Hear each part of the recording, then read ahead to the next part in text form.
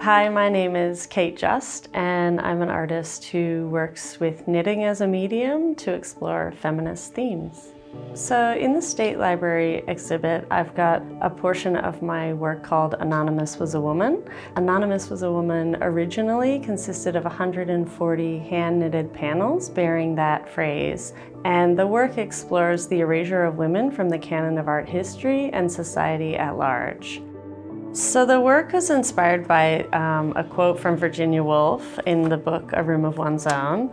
And Woolf writes, "Indeed, I would venture to guess that Anon, who wrote so many poems without signing them, was often a woman."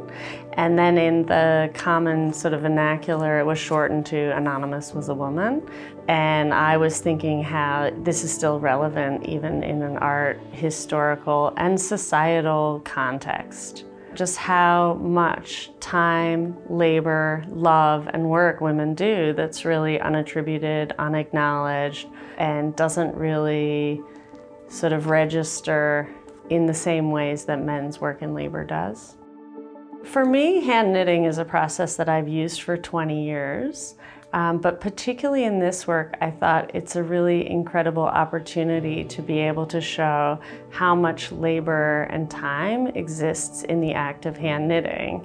So by knitting the same thing 140 times, you can see what kind of labor women sort of do.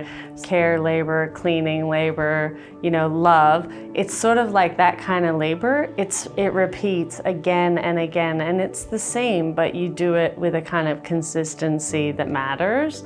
And so each panel has 17,000 stitches. The whole body of work has over 1 million stitches. And when you're knitting the same thing, it's becoming kind of almost like a meditative process or a meditation. Every stitch is like a second of time, a second of one's life, a breath, a moment. The thing I enjoy the most about my art practice is the time it gives me with myself and my own thoughts and my ideas. The series I'm working on now, called Protest Signs, involves me hand knitting found protest signs from the public domain. So I find them, in public space, on the internet, and I'm cropping them and focusing just on the sign and the hands. So it's looking at the ways protest signs form a kind of personal activism, and comparing, I guess, how knitting is also a form of kind of embodied activism, in my practice anyway. I feel like knitting is my language as an artist. I started actually as a painter, but when I found knitting, I immediately felt a kind of resonance with it. So I think I'll work with it well into the future.